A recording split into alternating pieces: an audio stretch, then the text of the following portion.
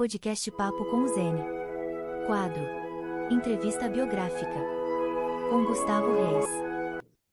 Oi, pessoas. Bom dia, boa tarde, boa noite. Ou vamos dar início ao nosso quadro Trajetória.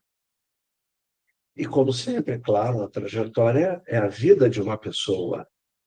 E a vida, para nós, é o que nós dizemos: todas as vidas importam igualmente. Ou, como antigamente diziam os nossos chefes, all lives matter. Eles agora estão em dúvida, né? Mas quem sabe um dia eles voltam a dizer isso, né?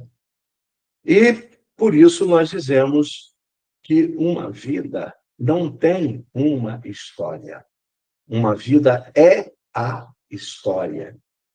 E é por isso que nós sempre citamos o grande teólogo Franz Joseph Inquelamert, falecido com 92 anos em 2023, né? Homicídio é suicídio. Nós contamos com a colaboração de dois ex-alunos, a Bárbara Leal Rodrigues, que agora está fazendo doutorado de História na UF, e o Marcos Bezerra Lima, que está fazendo doutorado de História na Federal do Pará. O nosso bate-papo de hoje é com Gustavo Soldati Reis. Eu conheci o Gustavo na UEPA, Universidade do Estado do Pará. E eu não sei por que a gente ficou, acho que amigo. Eu acho que ele é amigo. Isso aí ele vai dizer, né? Então, a gente se encontrou, ele é professor. Não sei se ele tem pós-doc, mas sei lá, aquele pessoal tem. Eu disse que eu não ia fazer pós-doc nunca, e não vou fazer mesmo, não adianta. Né? Eu não sei se o Soldati, né? Que eu agora estou passando a chamar de itaperuano. Isso. Ele nasceu em Itaperuna, diz que, né? Eu tenho minhas contestações, mas como eu sou refém dele, senão ele não grava comigo, eu não vou dizer outra coisa que eu acho que ele é. Então, isso eu não vou falar, não. Senão ele desliga lá e pronto, acabou o papo. Gustavo Soldati Reis, bom dia, boa tarde, boa noite. Ou... Pessoal, bom dia, boa tarde, boa noite.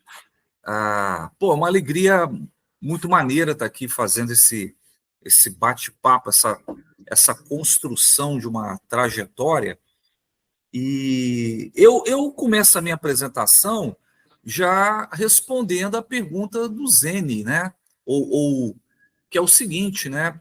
Quem é o Gustavo? Eu sou amigo do Zene, né? É isso, né? Mas, mais além disso, eu sou, Zene, ou eu procuro ser, um sujeito desimportante, né? A minha vida é uma vida desimportante, cara. Mas isso é uma grande coisa para mim, porque a desimportância é uma coisa fundamental para a gente, né? Dito isto, é claro que aqui eu estou me inspirando num escritor, né? Mato-grossense, né, já falecido, que é o Manuel de Barros, né? E o Manuel, ele fala um pouco isso, né? Eu sou um ser das desimportâncias, né? E tem uma outra frase dele que eu acho que a minha trajetória vai por aí. Tem uma frase dele muito conhecida que é: tudo o que eu não invento é falso. Então, nessa minha apresentação e no restante do bate-papo, Zene, vão ter episódios da minha trajetória, da minha existência, ou melhor, eu acho que a maioria da minha existência, ela foi inventada, cara. Ela foi inventada.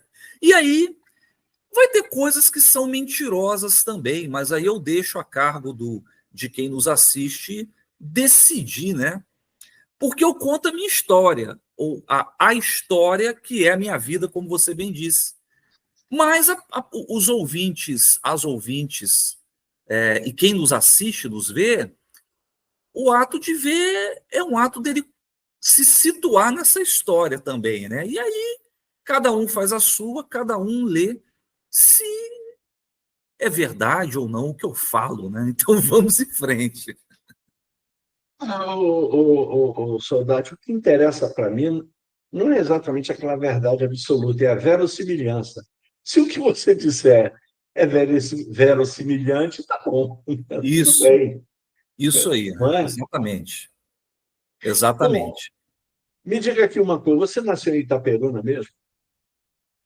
Eu nasci, cara, e eu não entendo por que tem pessoas como você que têm dúvidas quanto a isso, porque, afinal de contas, Itaperuna é uma cidade muito pujante, né? Uma cidade das mais importantes no estado do Rio, é a capital informal do extremo norte fluminense. Então, poxa, mas aí, como eu não dou a menor importância para isso, porque também isso é uma mentira, né? Quando eu estava falando Sim. isso aqui agora para você, eu já estava aqui querendo rir de mim mesmo, né? Fazendo essa zoação, né? É, eu sou. Itaperuna é uma cidade desimportante, né? Isso não significa que ela não seja legal. Mas e a cidade talvez seja uma das cidades menos fluminense do estado, né? Porque é uma cidade que está muito próximo da divisa com Minas e com o Espírito Santo, né? É Então, verdade, é não é? verdade. E assim, Zene, eu passei boa parte da minha infância e boa parte da minha adolescência sem simplesmente viajar ao Rio de Janeiro, conhecer a capital do meu estado. Curiosamente, Zene, eu nasci em 74, né? Dia 20 de maio de 74. E, e então tem amigos que dizem que no próximo mês eu vou me tornar uma boa ideia, né? Porque eu vou fazer 51 anos, né? Então, em alusão à famosa cachaça, né? É E verdade, aí, a de Pirassununga. exatamente. E aí, cara, eu fui muito pouco mesmo à capital. Eu fui mais a Niterói. Eu tinha uma tia que morava em Niterói e, vez ou outra, a gente Uhum. viajava para lá, uma irmã da minha mãe, né? Então, ter nascido em 74, curiosamente, me fez nascer ainda no estado da Guanabara, né? Então, ainda era estado da Guanabara, Ainda tinha o estado da Guanabara e o estado do Rio, quer dizer, a capital ainda exatamente, era Niterói. Foi em exatamente, 75 a fusão, né? perfeito. Então, Foi. é uma curiosidade, né? Faltando pouco menos de um ano, eu nasci e a capital do meu estado era Niterói, né? Não era o Rio de Janeiro, né? É verdade, era Niterói. Quando você É, nasceu, a capital era Niterói, com exatamente, certeza, né? exatamente. Você ficou em Itaperuna, digamos, então você ficou até a adolescência lá, você morou mesmo em Itaperuna. Aliás, deixa eu te dar Sim, uma sim. curiosidade, eu não sei se você sabe, teve um juiz muito importante no Rio de Janeiro que ficou em Itaperuna um tempo, a comarca dele era lá. Hum, Vou te dar o nome do juiz e você vai amar o fato de ter sido juiz lá. Wilson Witzer. putz, cara. É mesmo? Eu É não, sério, eu estou te dando essa informação. você Pode não está acreditar. enganado? O Witzel Não, não, não foi juiz não, lá na comarca daquela cidade lá que eu não pronuncio o nome? não sei qual. São João da Barra? É mais ou menos ali próximo, né? A Ali, gente. ali perto. Ali É, perto. aquela cidade. Não, não. Ele Não. foi, ele Cara, eu foi, não ele sabia foi disso, juiz. não. Eu não Ele foi sabia juiz. disso. Pois é, então fique com essa informação. Ele foi Rapaz. juiz em Itaperuna, bicho. Olha. De Itaperuna. Itaperuna para o Rio de Janeiro, para ser governador, olha que maravilha. Pois é, cara, eu não sabia desse fato. Curioso, porque o meu pai, ele é aposentado do Estado, né? Ele foi servidor público da Justiça do Estado do Rio. Então, ele trabalhou boa parte da vida dele no Fórum de Itaperuna, né? Meu pai foi Ele conheceu escrivão. o Witzel. Oi? Ele deve ter conhecido o Witzel. Pois é. Então, eu vou até perguntar a ele, porque ele nunca me falou sobre isso, não. Então, mas legal. Quer dizer, legal para os outros. Para mim, não tem nada de legal. O fato do Witzel. Não tem dúvida. O Evaristo, que o pessoal aqui do canal conhece, ele é advogado e ele disse que teve uma audiência com o Witzel. E olha só que ele gostou muito do Witzel como juiz, muito ponderado. É sério, ele falou isso para mim. Não. Entendeu? Ou seja, ele se arruinou quando resolveu ser governador. É isso mesmo, cara. Cara, mas um Estado que nas últimas décadas, né, ficou aí na treva, né, de garotinho de um lado, né? Continua. Rosinha do mesmo lado. Rosinha, Sérgio Cabral. Sérgio Cabral, né? Pezão. E aí é difícil, né? A gente já teve Brizola, né, cara, como governador do nosso estado. Já teve. Então, aí você Mas vê... teve o Moreira Franco também. Porra, cara, eu me lembro, Zé, eu era ainda criança, né? Quando eu ainda era criança, foi anos 80 isso, né? Quando o Brizola foi eleito em 82. Quando o Moreira Franco sucedeu ao Brizola. Ao Brizola, exatamente, 86. Exato. E aí, cara... Foi eleito em 86. E aí, cara, você vê como é que é o discurso moralizante, né? Que é quase que uma característica estrutural da política brasileira, né? Eu lembro que o meu pai, cara, que trabalhava na justiça, ele votou no Moreira Franco e não no Brizola, sob aquele discurso, que era um discurso muito disseminado na época, moralizante, de que o Brizola facilitou a vida dos bandidos nas favelas do Rio de Janeiro e não sei o quê, e tal. Não, Moreira Franco ele vai moralizar essa história, e etc. Eu lembro disso nitidamente, cara. E moralizou bastante, né? Assim como o Collor, né? O Collor, o pessoal também tinha medo quando votou no Collor, né? Contra o Lula, e dizendo que exatamente. Que o Collor que o Lula tinha mansão até em Nova York, me falaram isso uma vez.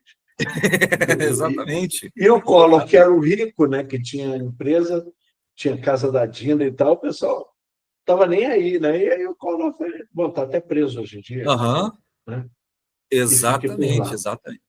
Agora... Mas em Itaperuna, você estudou como? Em escola pública? Como é que foi a tua vida em Itaperuna? Cara, assim, a minha vida até a adolescência em Itaperuna foi uma vida tipicamente de uma criança de classe média, um rapaz branco, né? De classe média, vivendo no interior do estado do Rio, né? Então, daí você já percebe algumas características que eu tinha, né? A minha vida, nesse sentido, ela foi uma vida tranquila, porque eu fui cercado de alguns privilégios, né? Embora naquela época a gente achava que classe média não era classe trabalhadora, né? Era quase que uma pré-elite, né? Enfim, se bem que isso, de certa forma, permanece até hoje no imaginário.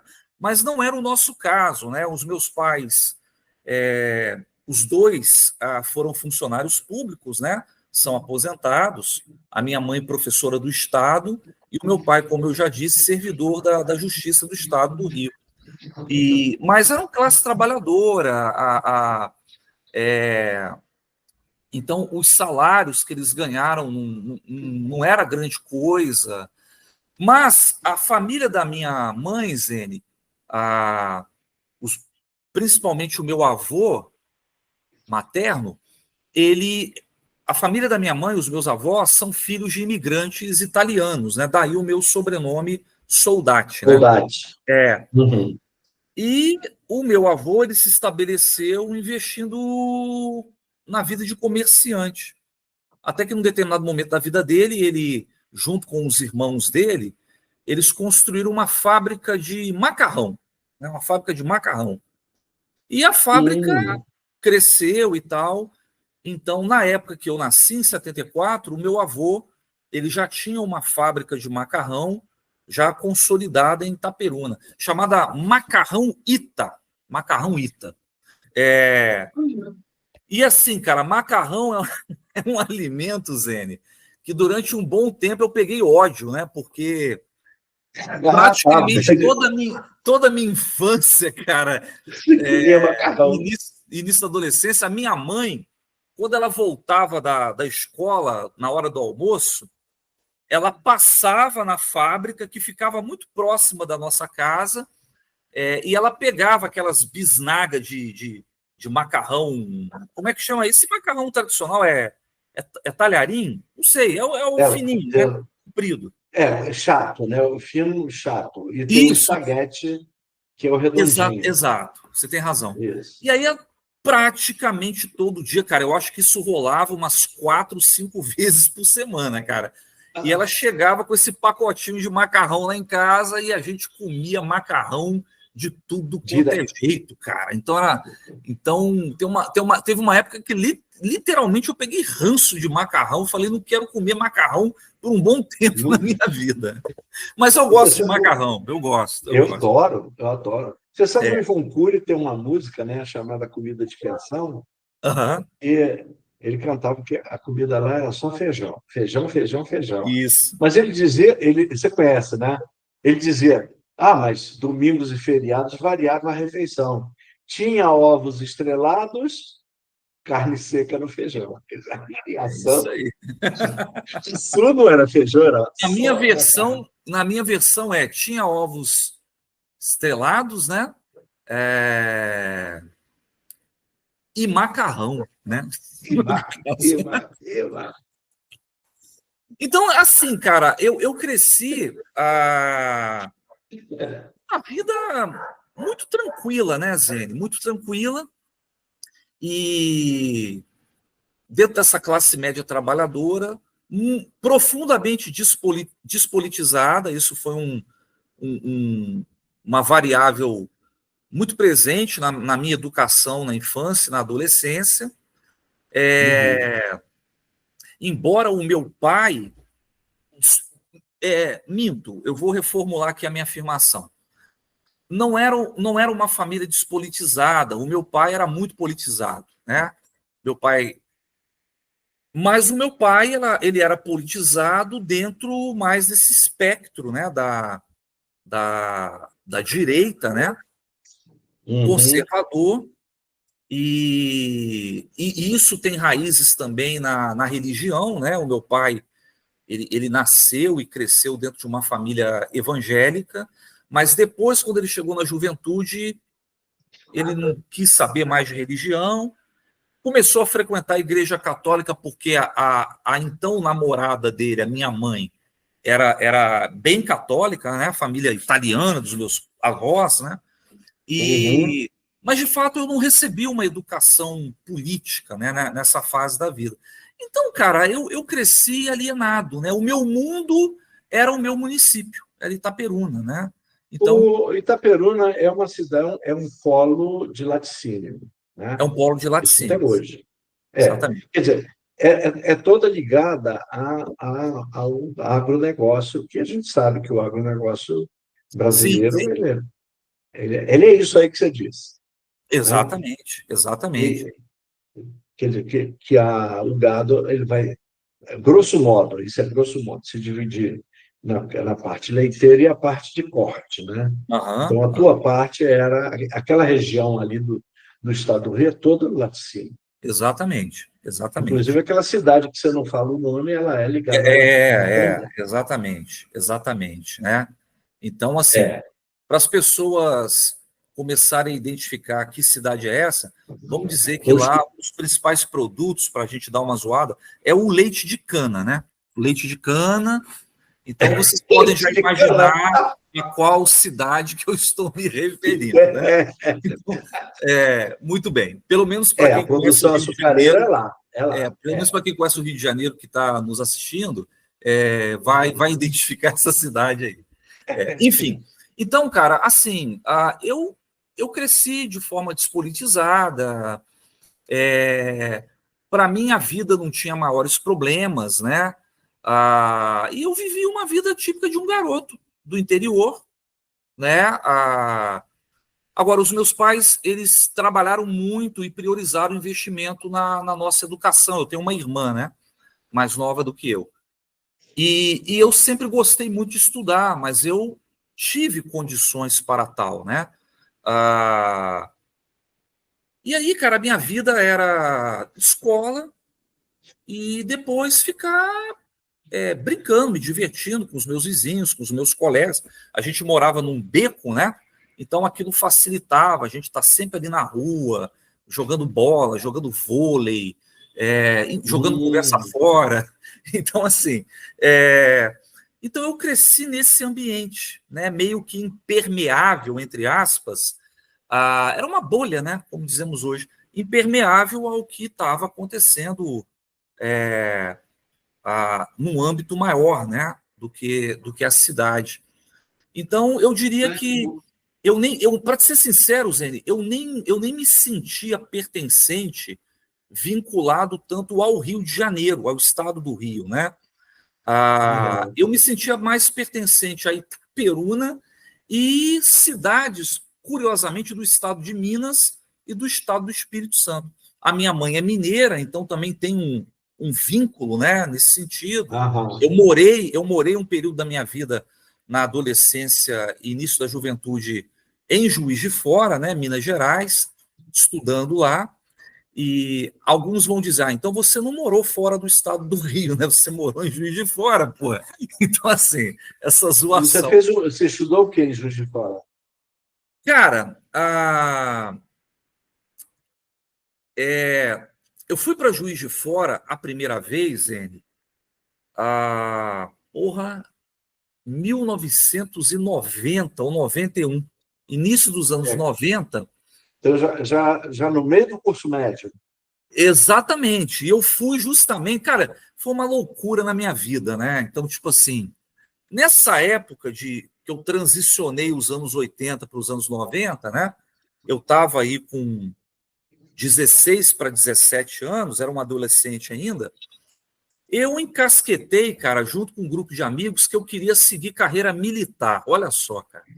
Olha, você Cara, e parece mesmo militar. Olha, se há uma semelhança que você tem de não é? militar. Pois é, cara. Eu queria, Parece, eu queria ir particularmente para aeronáutica, aquela coisa infanto-juvenil, né, cara? Eu era apaixonado por aviões, colecionava livros sobre aviões, enfim.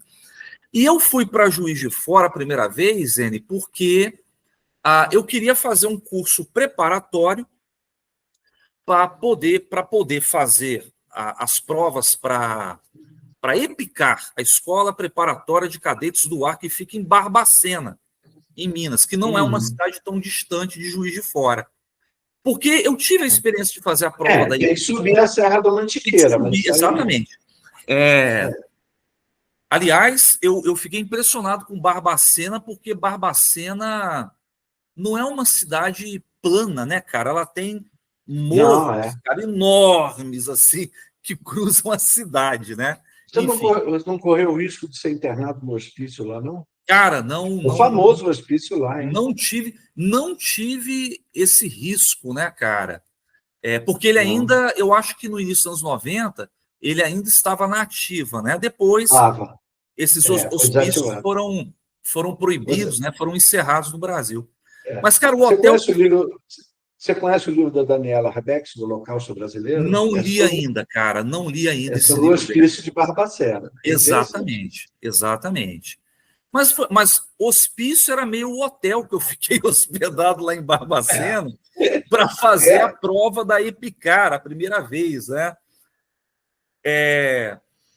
E aí eu tomei um ferro monumental nessa prova. Aí eu me convenci de que eu precisava fazer um cursinho específico, preparatório, para ter um sucesso maior na prova. Foi isso que me motivou a ir para Juiz de Fora. Então, eu fui para Juiz de Fora para fazer o segundo ano do... Na época se chamava segundo grau científico. Segundo grau.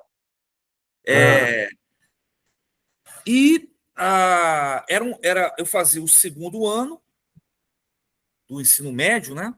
E, paralelamente, eu fazia um cursinho preparatório específico para seguir carreira militar. Zene, eu não durei um mês nesse cursinho preparatório.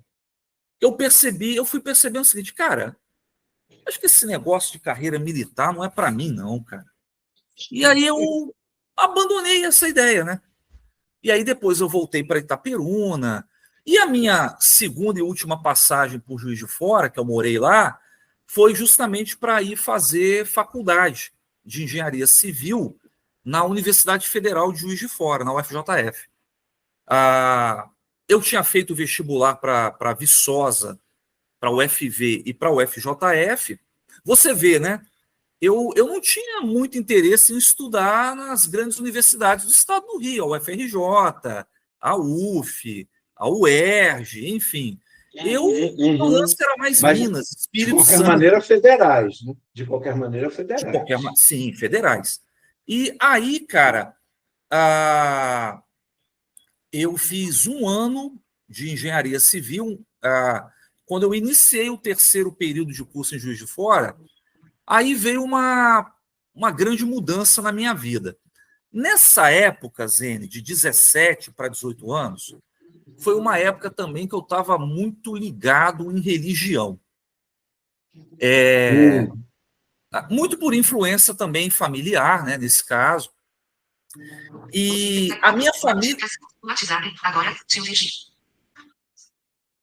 Sim, pode continuar. A minha família, ela já estava passando, né?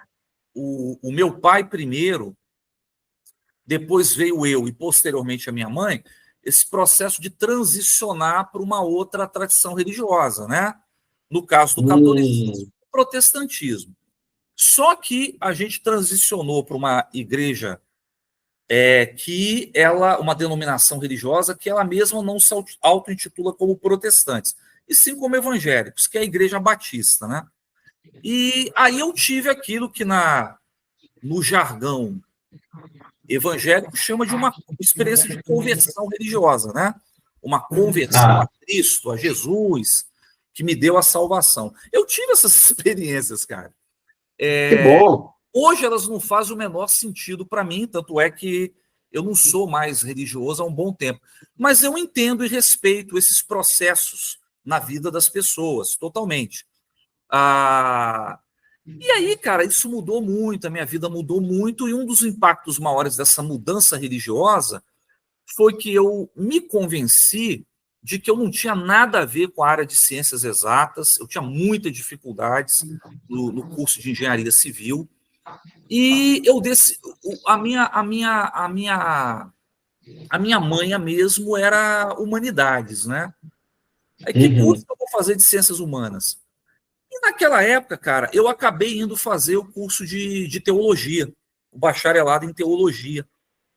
E no Seminário Batista? Aí que você foi para o Seminário Batista? No antigo Seminário Teológico Batista do Sul do Brasil, que fica no Rio de Janeiro.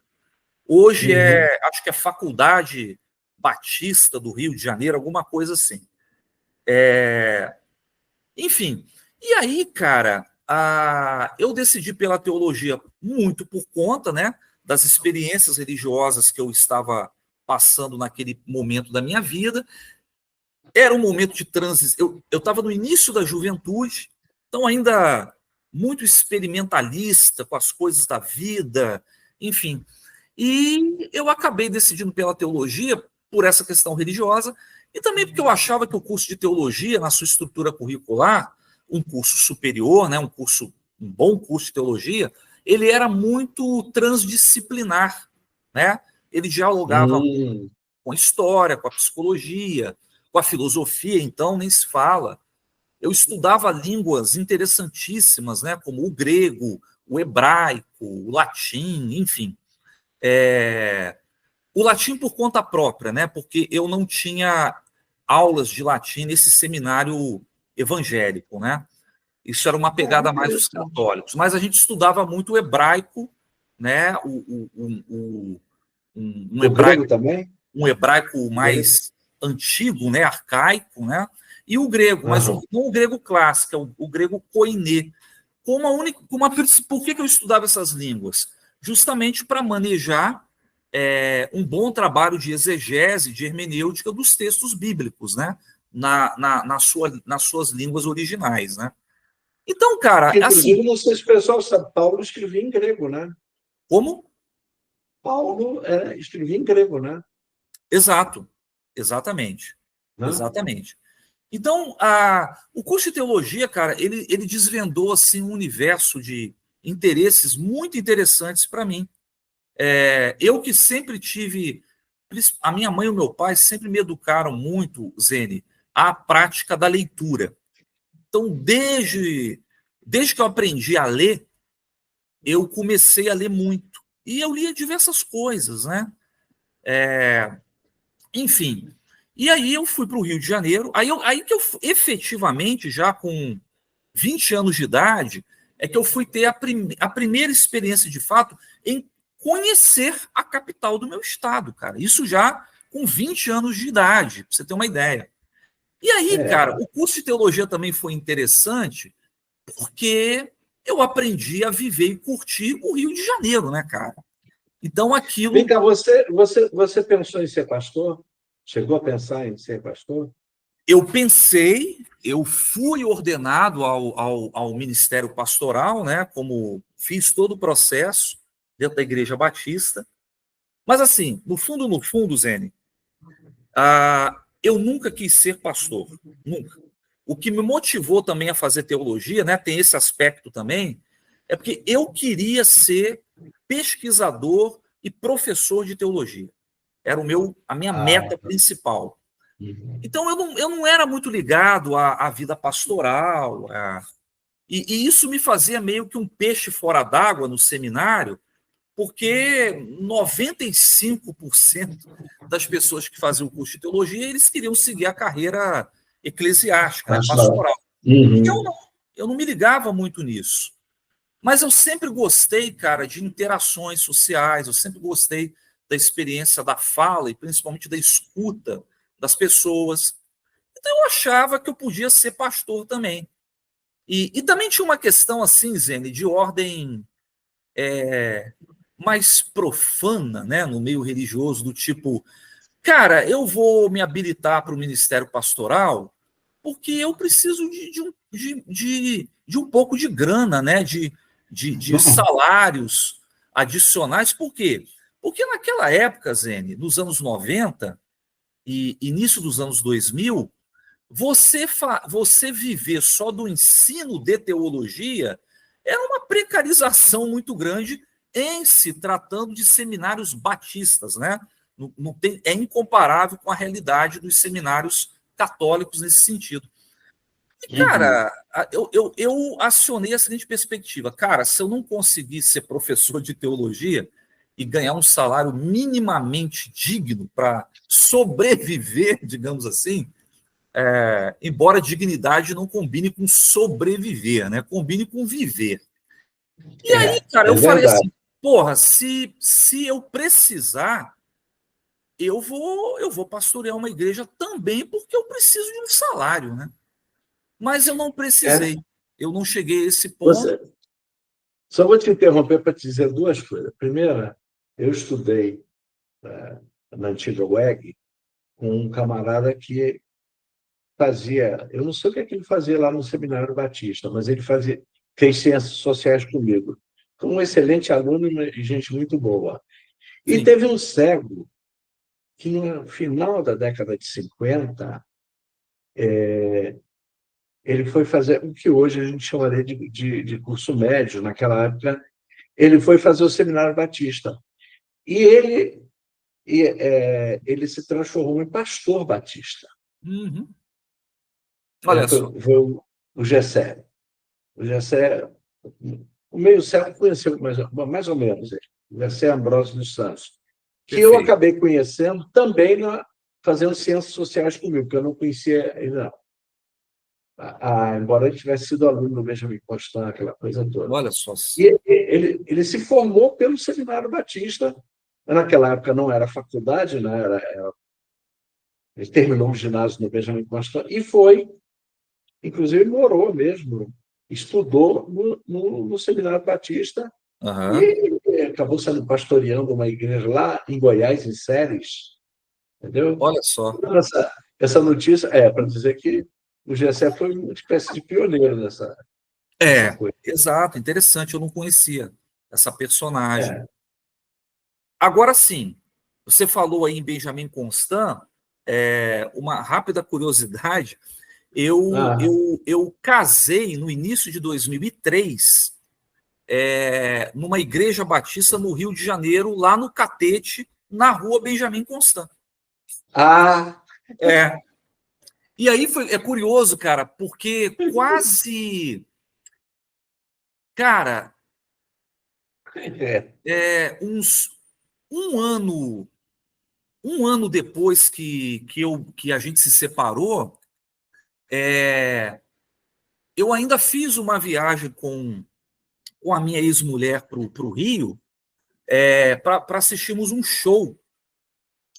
E a gente ficou hospedado num hostel ali na Benjamin Constant, em frente a essa igreja batista que eu casei, cara. Ou seja, você casou e se separou na igreja, né? Isso é uma coisa... Praticamente, né? Praticamente, né? Fechamos o círculo, né? Desse todo, né? Exatamente. Exatamente, cara. Exato. E aí, assim, você fez cara, a faculdade, você chegou a pastorear alguma igreja, então? então, mas essa questão de pastorear, ela vai se tornar importante num outro momento da minha trajetória que eu vou narrar aqui daqui a pouco, né? Então, o que aconteceu? É importante também, assim, para a galera que está que nos assiste, que vai nos assistir, entender um pouco do contexto. Na época que eu fiz o curso de teologia no Seminário Batista, o Seminário Batista ele era considerado por uma lei brasileira, que era uma lei, se eu não me engano, de 1968 ou 69, por aí, salvo o melhor juízo, que criou a categoria de seminários maiores e seminários menores no Brasil, né? E um seminário maior era um seminário cujo curso de teologia ele se assemelhava na sua estrutura curricular a um curso superior, aproximado àquilo que o MEC determinava, né?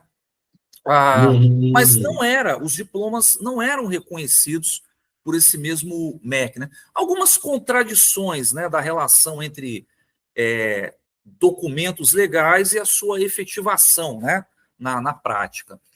E então, quando eu fiz o curso de teologia, o meu curso de teologia era um curso muito bem conceituado, inclusive, mesmo não sendo reconhecido pelo MEC, ele tinha uma certa relevância na cena do ensino superior no Rio de Janeiro, inclusive professores nossos de teologia, alguns deles também eram professores universitários no Rio.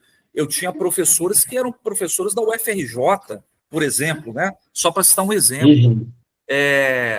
E tinha uma biblioteca, cara, invejável para quem queria estudar o campo religioso e teologia, né?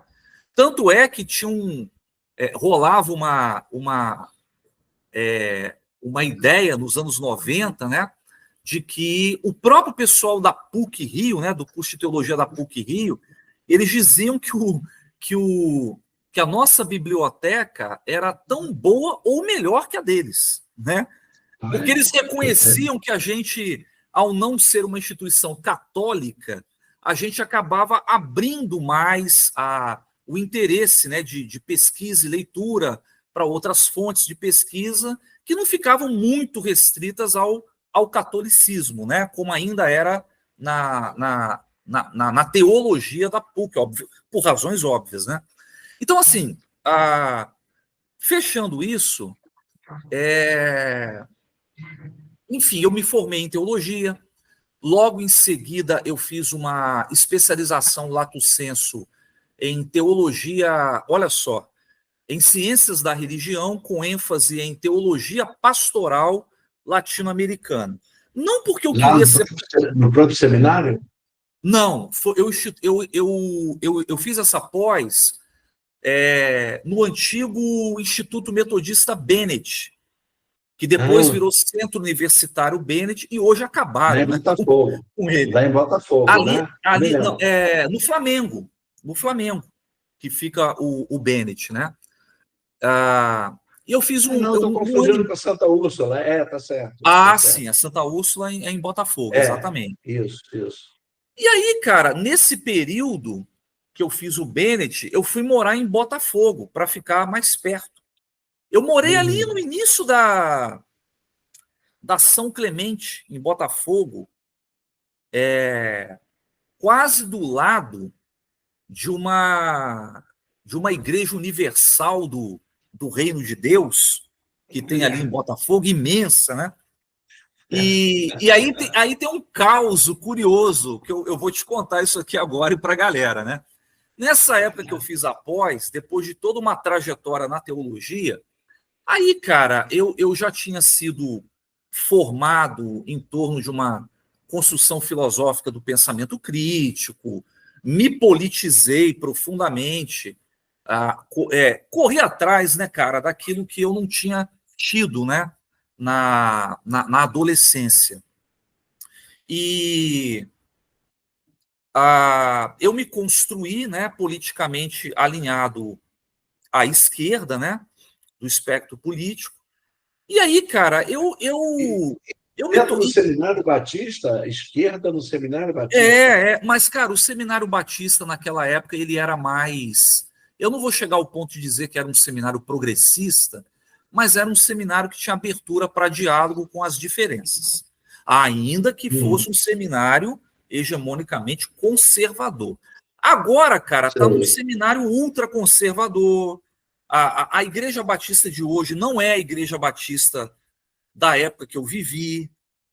Hoje a Igreja Batista, hegemonicamente, ela deu uma guinada, como a maioria das igrejas evangélicas no Brasil. Eles criaram, inclusive, a Igreja Batista Renovada, né? Tem várias tendências, tem várias. Mas a Igreja Batista Renovada, ela não é um oásis no meio dessa brutalidade da extrema-direita no Brasil, né? Ela é renovada em aspectos mais estritamente religiosos e espirituais, né? Digamos assim, não em termos políticos, né? Mas, então, é interessante essa incursão pelo campo político, de tal forma, Zene, que eu, por exemplo, pra você ter uma ideia, mesmo estudando num seminário batista, eu saí do seminário batista com muitas leituras e estudos da teologia da libertação latino-americana. Então, a TDL... Você chegou a ler Marx no seminário? Chegou a ler Marx? Enquanto atividade formal nas componentes curriculares, não. Eu tive que fazer leitura de vários filósofos meio que por conta própria, né? Um autodidatismo, e dialogando com colegas meus de seminário que meio que se encantaram, né, com a leitura marxista da realidade naquela época. Estou perguntando isso por causa da vinculação óbvia, né, da teologia da libertação com Marx. Né? Exatamente. Isso é uma coisa que não vamos negar. Né? De forma alguma. Né? Você historicamente, é inegável. Exatamente. Principalmente a TDL, nas suas origens, né, e primeiros anos de desenvolvimento, pegando aí os fins dos anos 60 e os anos 70 e também anos 80. Acho que a partir dos 90 a coisa começou a mudar um pouco de figura. João Paulo II começou a embarrear um Exatamente. pouco a teologia da libertação. Né? Exatamente. E então eu fiquei muito formado por autores da TDL, né? Gustavo Gutierrez, Rubem Alves, num primeiro momento, Henrique do Céu, Henrique do Céu era marxista. Oi? O Henrique do Céu era marxista mesmo, né? Sim, Henrique do Céu dava aula, dava curso de Marx, inclusive. Exatamente. Né? E aí, cara, Leonardo Boff também, nessa fase mais enraizada dele na TDL, enfim. Eu fiquei muito... um cara que você citou hoje aqui na apresentação. Exatamente. Enfim, essa galera latino-americana, né, de teólogos e teólogas, né? Ivone Gebara. Tem que dizer que o Inquilamert era alemão, né? Só que ele se radicou na América Latina já com 30 anos. Perfeitamente. No Chile, né? Perfeitamente. E assim foi, cara. E no curso de teologia, Zene, uma coisa muito importante para a minha formação é que eu meio que descobri a filosofia, né, cara? Então, assim, num bom curso de teologia, você tem uma carga de componentes curriculares da filosofia muito, muito consistente também, né? E eu tive uma formação também filosófica, ainda que meio que filtrada pela teologia, né? Mas a formação em filosofia também foi muito importante para mim nesse período formativo. E de tal forma que quando eu cheguei no mestrado, depois do Lato Sensu em 2001, porque assim, Zene, a minha formação no Lato Sensu no Bennett e depois no mestrado em Ciências da Religião, na Universidade Metodista de São Paulo, a UMESP, que fica em São Bernardo do Campo, a UMESP, Zene, era uma instituição historicamente reconhecida como uma instituição progressista, né? Alinhada... Ainda é. Parece que eles deram uma recuada atualmente, mas ainda é. Né? Ainda é, mas esse movimento da extrema-direita no Brasil e em outros países, né, da Europa, Estados Unidos, de onde vinha fundos, né, aporte financeiro para a instituição, esse progressismo, né, ele foi completamente sufocado nessa última década. Tanto é que eles praticamente acabaram com o curso de Ciências da Religião lá. Mas depois me parece que retomou, ou eles conseguiram segurar, aí eu já não tenho precisão desses fatos. Tá? Mas o fato é que... o que eu conheço da UMESP, olha só, autores, né, que discutem aquela questão do Jesus histórico, né, que é muito interessante, né? Tem uma ligação da UMESP com o FRJ, inclusive, né? Pessoas que estudam, que trabalham muito com essa noção de Jesus histórico. Sim. E as revistas acadêmicas da UMESP são fantásticas. Sim, né? sim. Tem, inclusive, você deve conhecer a revista que eu adoro. Essa eu adoro de paixão, que é a Mandrágora. Sim, Mandrágora é uma revista que surgiu do programa de pós-graduação em Ciências da Religião através de um grupo de pesquisa sobre teologia feminista. Exatamente. E ela é fantástica. Fantástica. Então, eu fui aluno de uma professora que foi, se eu não me engano, ela foi uma das fundadoras da revista Mandrágora. Posso estar errado nessa avaliação. Que é a professora Sandra Duarte. Líder da Mandrágora. Exatamente, do grupo. Porque emanou a revista surgiu do grupo de pesquisa Mandrágora, né? Não, desculpa, perdão. A revista se chama Mandrágora. o grupo, se eu não me engano, é NETMAL, ou seja, Núcleo de Estudos Teológicos Eu da me lembro da Mulher na NetMal, América Latina, alguma coisa isso. assim. Alguma coisa assim. A NetMal, NetMal. Exato. Então, eu aprendi muito com a professora Sandra, e, inclusive, ela foi uma das responsáveis por eu começar praticamente a ler teólogas feministas, né?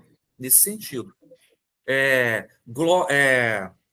Glória Anzaldúa, Ivone Não é Gebá. teóloga. Oi? A Glória Anzaldúa não é teóloga, né? Não, eu acho que Ela, ela. Certo, deixa eu me corrigir. Mas eu mas acho que ela teve uma incursão, né, tem, na teologia, se eu não me engano. tem. Mas eu posso estar equivocado, tá? Certo, muito provavelmente. Mas eu fui apresentado a essas intelectuais feministas, né? Uhum. Desde um período lá atrás formativo. Eu ainda não tinha lido, para você ter uma ideia, Zene, O Segundo Sexo da Beauvoir, cara. É, Não. é, É. depois Leu veio. lá, né? Lá eles colocaram na mão aqueles 2 volumes parrudos, né? Que não são pequenos, não, hein? Exatamente. E tem um texto da Beauvoir que é muitíssimo importante, tanto quanto O Segundo Sexo, mas infelizmente ele é menos lido do que O Segundo Sexo.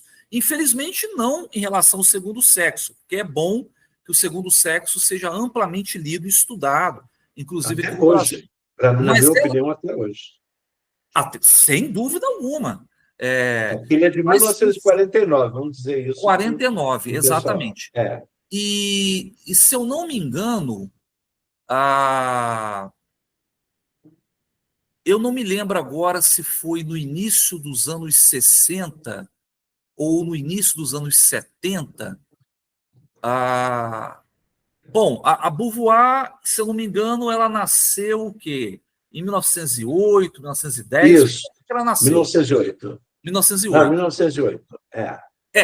Então foi no final dos anos 60 ou início dos anos 70, tá? Porque ela estava com 61, 62 anos. Ela publicou um Uhum. livro chamado A Velhice. A Velhice. Sim. E é Conheço. um Conheço livro, a cara, velhice. é um livro espetacular, cara, espetacular. Então, enfim, mas só para dizer mesmo isso, né? Que como eu também já estava muito imbuído de uma certa formação e de interesses filosóficos, aí eu comecei a ler intelectuais feministas filósofos, como, por exemplo, a Judith Butler, né? E por aí vai. Isso foi já, mas isso já foi. Que não é teóloga, mas é filósofa, Não, né? a Butler não. A Butler ela é filósofa, né? É filósofa. Nancy Fraser também, né? Exatamente. Só que essas Sheila intelectuais Ben Habib, feministas pessoal, negras, por exemplo, Angela Davis, a Bell Patrícia Hill Hooks, Collins, a Nancy Fraser, a Patrícia Hill Patrícia Hill Collins. Collins, Eu tive, isso. infelizmente, um encontro tardio com essas autoras, né? Só no doutorado, para você ter uma ideia, né? E aí Você eu já fez estou na falando do UMESP? período de Você fez 2005 a no, 2010. você fez na UMESP também o E aí eu doutorado? fiz o doutorado também na Universidade Metodista de São Paulo, que naquela época, Zene, como você bem já destacou, no campo das ciências da religião, a metodista, cara, ela tinha nota 6, cara, o programa na CAPES, Uhum. durante um bom tempo, né? Era um curso realmente referência para o Brasil na área de ciências da religião.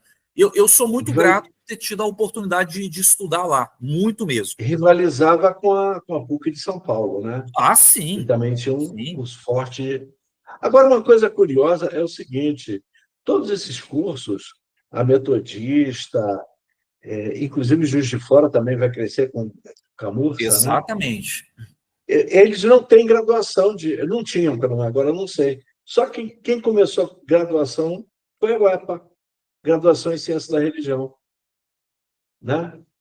A primeira graduação que eu me lembro assim, foi a da UEPA. Porque eu não me lembro.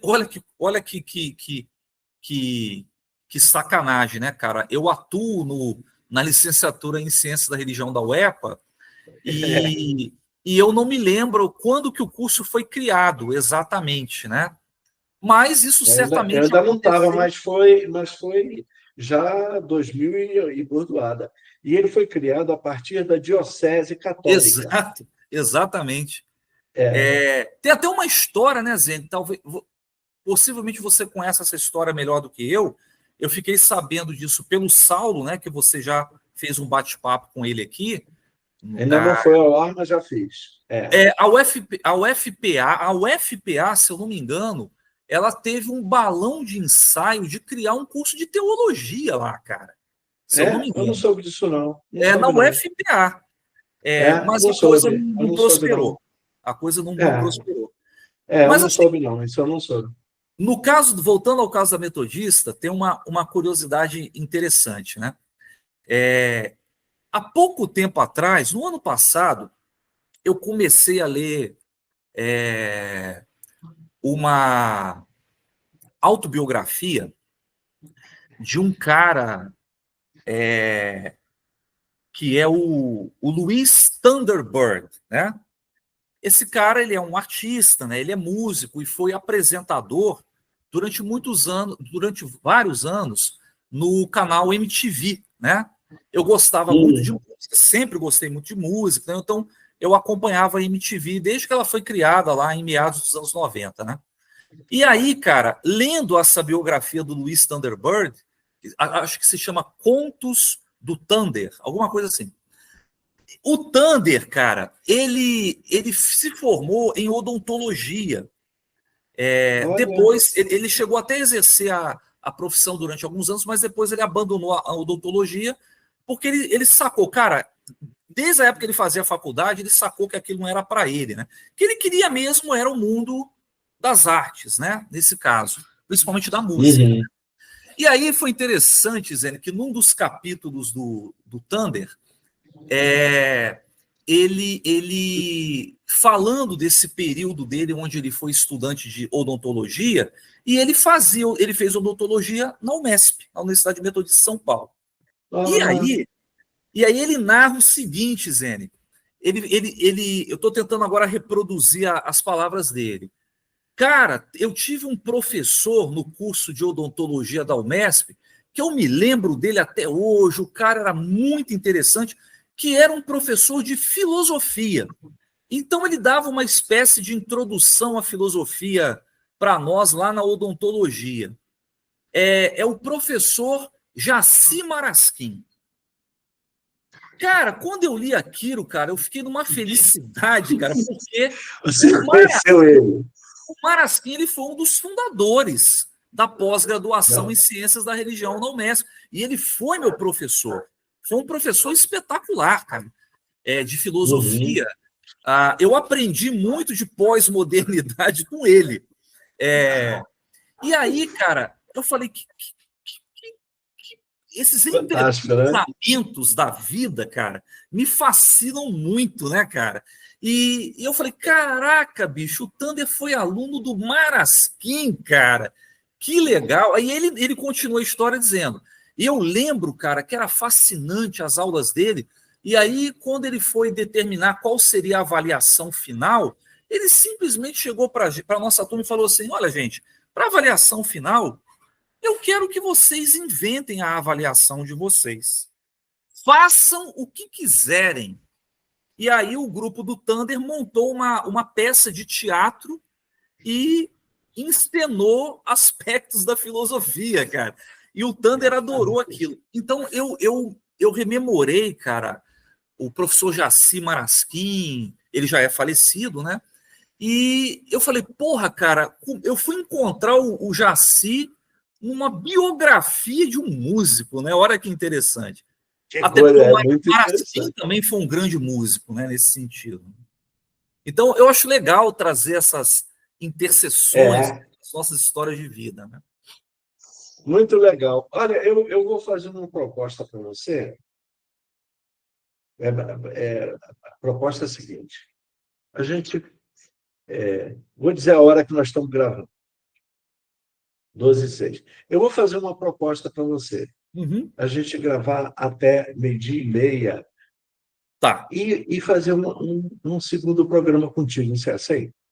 Rapaz, Porque eu estou achando que a tua vida tem muita coisa, não vai dar, não. cara. Topo, cara, topo com certeza, né? Até para não ficar então um vídeo muito extensivo, né? Porque o nosso não, interesse.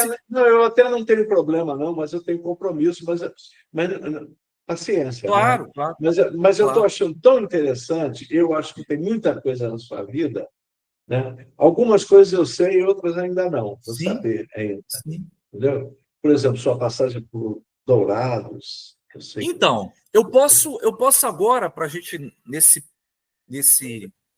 20 e poucos Não, minutos que nós temos, eu gostaria nessa de. primeira parte, na primeira parte. Da primeira parte da nossa entrevista, eu gostaria de ir até esse período de Dourados.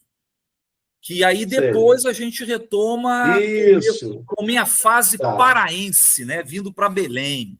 Tem muita aí coisa. Isso, aí a gente já pega no segundo programa essa tua fase paraense. Perfeito, tranquilo, ótimo, beleza, vamos em frente. Tá? Cara, e assim... Estou deixando chamar o telefone aqui, você está ouvindo? Bom, você aquela minha pergunta, você chegou a pastorear alguma igreja?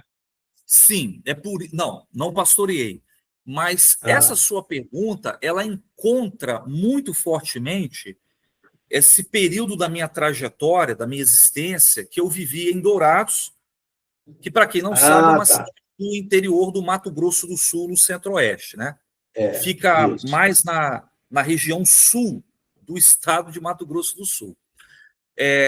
Eu fui para lá, Zene, quando fui para lá em 2003, início de 2003, fevereiro de 2003, e eu fui por um motivo que era exatamente aquela minha preocupação que eu narrei para ti, quando ainda estudante da graduação na teologia no Rio de Janeiro.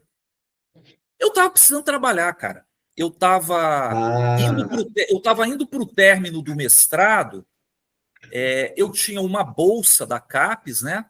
Mas só que eu tive que pedir uma prorrogação para terminar o meu mestrado de uns 2, 3 meses apenas.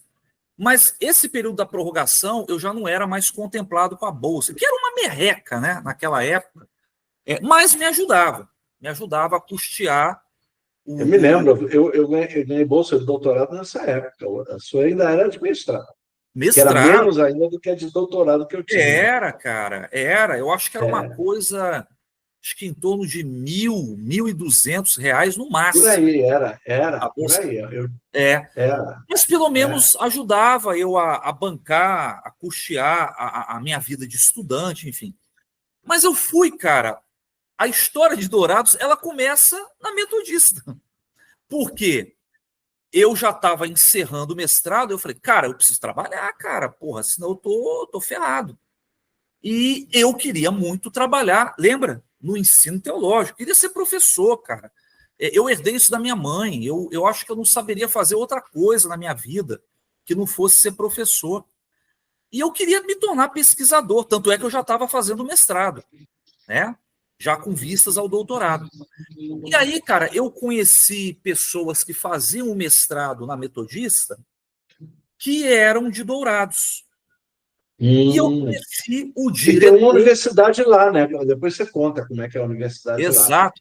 Mas assim, eu conheci justamente o diretor da recém-criada, naquela época, isso era 2002, da recém-criada FTBAW, né? Uma sigla meio estranha, né? Mas é a sigla para Faculdade Teológica Batista Anna Wallerman. A Anna Wallerman foi uma professora, foi uma missionária batista norte-americana, mas que viveu muitos anos atuando aqui no Brasil, exatamente lá em Mato Grosso, porque na época dela ainda não existia o estado de Mato Grosso do Sul, né? Mas, enfim, E aí, cara, essa faculdade, ela se tornou faculdade porque ela estava com um projeto bem interessante, né? Os caras queriam o reconhecimento do curso de teologia pelo MEC, né?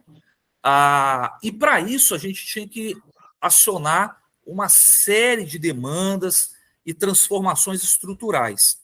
Uma delas começava pelo fato de que essa faculdade precisava investir na formação de professores para que eles pudessem fazer mestrado, doutorado em instituições reconhecidas pelo MEC. Eu já estava fazendo mestrado na Metodista, né? E aí, cara, uniu os dois interesses, né? O meu interesse de trabalhar, de ensinar numa faculdade de teologia naquela época, e para uma instituição que estava caminhando para um reconhecimento do Ministério da Educação. E aí, cara, eu entrei nesse projeto, né? Pra você ter uma ideia, Zene, eu comecei a trabalhar em fevereiro de 2003 nessa faculdade, ganhando um salário de R$1.000. Milão. Era menos que a sua bolsa, né? A minha bolsa, cara. Mas eu tava tão afim de trabalhar, cara. Eu tava tão afim de começar o magistério e ver a coisa crescendo, cara, que eu... Cara, detalhe, a primeira proposta que eles me fizeram salarial foi de R$500. Você acredita no negócio dele? Não, eu não aceitei. Tá. Nessa época, cara, eu já estava noivo, a minha ex-mulher trabalhava no Rio de Janeiro, mas ela tinha um emprego assim, um tanto quanto precarizado. Ela trabalhava como secretária de um hospital. É um hospital que você conhece. É um hospital especializado em cardiologia que fica ali acho que é na São Francisco Xavier, quase chegando na... Porra, acho que na Radoc Lobo, ali. Ali perto da Fregueli? Não. O Grafei-Guilherme é antes, né? Ele está ali na Tijuca. Esse hospital já está ali meio que na transição entre a Tijuca e o Estácio, né? Mas, enfim, ela tinha que trabalhar também para sobreviver, ela era formada para atuar como comissária de bordo, e ela não conseguiu se situar no mercado, e ela, como eu, tinha que sobreviver, né, cara? Então, ela ia pegando esses trabalhos.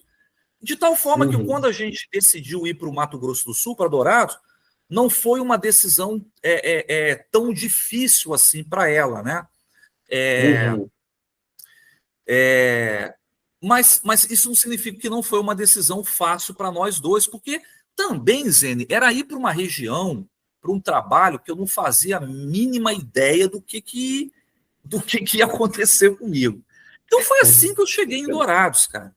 E aí eu comecei uma carreira no magistério teológico, que foi muito profícua. Eu experimentei em ato processo de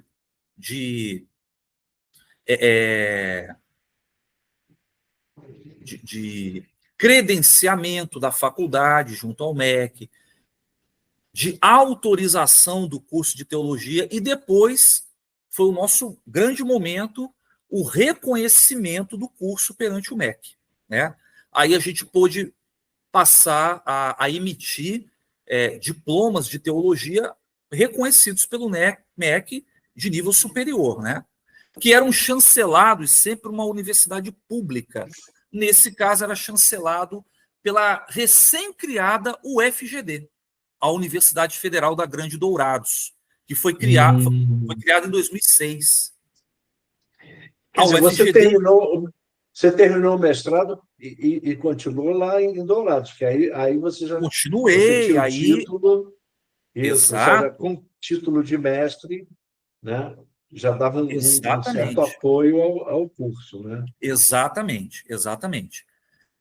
Então, assim, cara, tanto é que no meio de 2005, já vivendo e trabalhando em Dourados, eu comecei o doutorado na mesma Universidade Metodista de São Paulo. E era uma loucura, Zene, porque assim, cara, porra, o meu salário era curto. Embora em 2005 eu já não ganhasse mais R$ 1.000. Mas eu ganhava uma grande diferença. Meu salário aumentou muito. Eu ganhava R$ 1.200 em 2005, Isso aumentou muito. aproximadamente. Isso é que é mestrado bom, hein? Não é? Porra! Aí, cara, eu comecei a fazer o doutorado, era uma loucura, cara, porque, eu não tinha grana, a instituição não tinha grana direito, instituição privada, religiosa, né? Enfim. E aí, Zene, na época do doutorado, eu fiquei 1 ano e meio fazendo componentes curriculares. E as Lá aulas na eram UMESP, né? As Na aulas UMESP, eram né? semanais e presenciais, lá em São Bernardo do Campo. Lá em São Bernardo. Eu lembro, Zene, que eu viajava toda semana de ônibus. Eu não tinha condição de ir de avião, esquece. Cara, eu saía de Dourados, Zene, num ônibus de 4h30 da tarde, de segunda-feira. Eu chegava em São Paulo, capital, 5h30, 6 horas da manhã da terça-feira. E eu ainda tinha que me deslocar para São Bernardo do Campo. Então, eu chegava em São Bernardo do Campo por volta de umas 8 horas da manhã, que eu tinha que pegar ônibus, metrô, essa caralhada toda. Eu fiquei, e aí retornava na quarta-feira à noite, chegava quinta, na hora do almoço, praticamente em Dourados. Eu fazia isso, Zene, eu fiz isso durante 1 ano e meio, cara. 1 ano e meio. Nossa. Então, assim, Nossa. eu fiquei quase sócio da empresa lá de ônibus por conta das passagens, né? A faculdade ajudava um pouco nesse sentido, porque a faculdade firmou um convênio, uma parceria com essa empresa de ônibus, e eles vendiam em pacotes as passagens para a gente. Não era só eu, tinha outros professores também, e aí eles davam um desconto nas passagens por isso. Então, isso ajudou um pouco. E aí, cara, a minha vida mudou muito. Já começou no início, né, Zene? E aí eu acho que é um ponto que eu, assim, faço questão de mencionar, porque ele foi um ponto de clivagem, né, cara, de mudança muito forte na minha vida, porque eu morava dentro do campus da faculdade, lá tinha algumas residências de professores para tempo integral. Isso foi bom, porque eu não paguei aluguel nesse período em que eu vivi em Dourados, porque isso era tipicamente uma herança de uma estrutura norte-americana, né? Essa ideia de você construir seminário num espectro maior, como se fosse um grupo comunitário. Então, os professores viviam em casas, dentro do seminário, e por aí vai. E a nossa instituição, Zene, era uma instituição de periferia da cidade, ficava localizada num bairro de muita pobreza, lá em Dourados, e nós éramos praticamente vizinhos daquilo que se chamava na época de RID, a Reserva Indígena de Dourados. Então, para quem que vai assistir a gente, Dourados, ou melhor, o Mato Grosso do Sul, vamos ampliar, é o segundo estado, em termos populacionais, de povos, de etnias indígenas no Brasil, né? Só fica atrás aqui, quer dizer, Amazonas. o terceiro fica atrás apenas aqui do Pará e do Amazonas, né? Isso não é pouca coisa, são são muitos indígenas que vivem. E a maior reserva indígena, em termos populacionais, era de Dourados, que é composta basicamente por 3 etnias, majoritariamente por etnias Guarani, seja na parcialidade Nhandeva e a parcialidade Kaiowá. Mas tem também grupos Terena vivendo na reserva indígena, né? E, cara, do nosso seminário até o limite sul da reserva, dava uns 5 quilômetros, hein?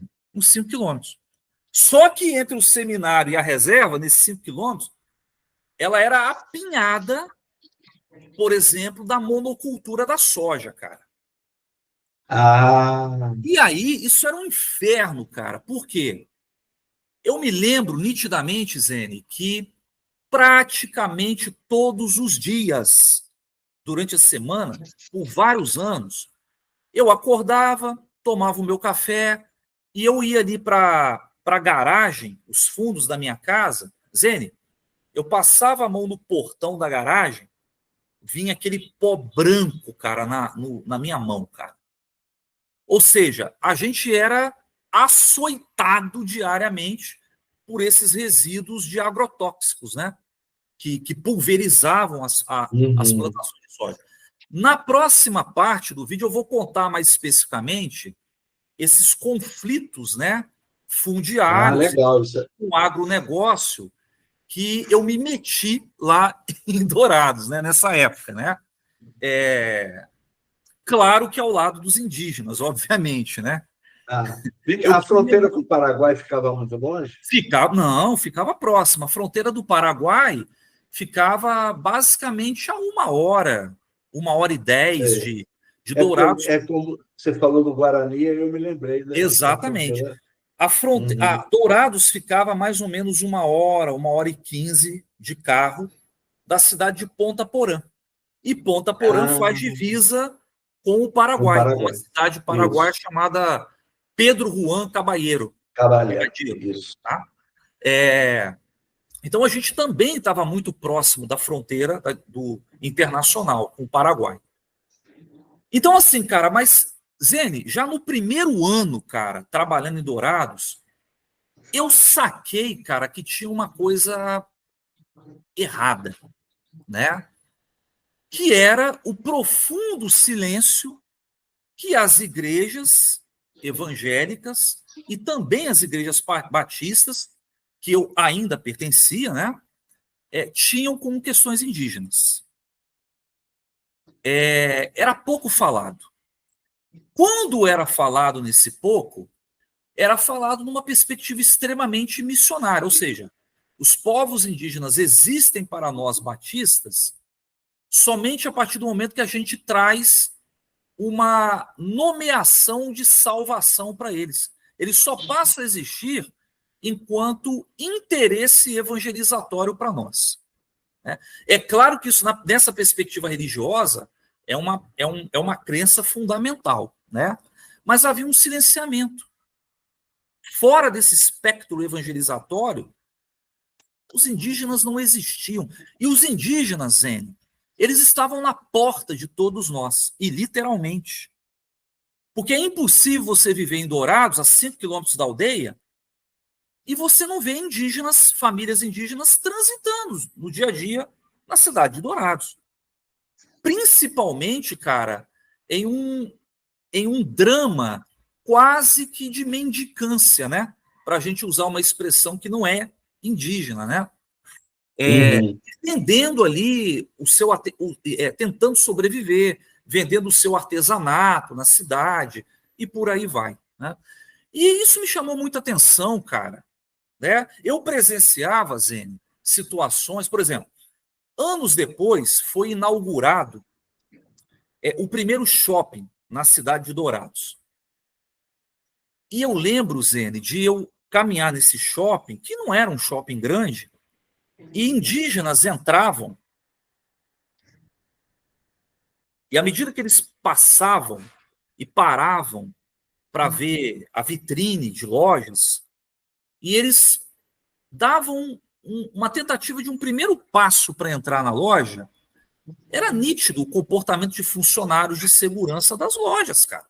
Os caras já se postavam próximo da porta, tipo, aqui índio não entra, né? Ainda havia esse tratamento de chamar os indígenas de índios, né? Obviamente pela população branca hegemônica, né? Então, cara, eu comecei a perceber, eu comecei a me mobilizar e dizer, cara, eu tenho que entender isso aqui melhor, cara. Eu quero, de fato, conhecer os povos indígenas. E não há oportunidade melhor do que morando aqui em Dourados, cara, vizinho de terra indígena. Eu falei, eu não sei se eu vou ter mais essa oportunidade na minha vida, né? Porque, obviamente, naquela época eu não fazia a mínima ideia de que eu viria parar no Pará, né? E aí, cara, porra, E aí, aquilo já virou... Eu falei, cara, eu vou pesquisar povos indígenas e religião. E daí não foi muito difícil eu chegar, Zene, ao meu interesse de pesquisa, que depois virou a minha tese de doutorado, que eu queria entender as relações entre a presença de missões evangélicas dentro das aldeias de Dourados, né? E aí eu Você foquei... publicou a sua tese? Não, Você não, não, publicou? não foi publicada, não foi publicada. E aí, Tá. Zene, eu foquei num projeto chamado IIP, Igreja Indígena Presbiteriana, que ela tinha sido recém-formalizada pelo presbitério, né? E a ideia era ter uma igreja presbiteriana, mas que fosse, digamos assim, mais autóctone, né? Toda construída, pensada e vivida pelos próprios indígenas, né? E a questão presbiteriana era fácil de perceber. Por quê?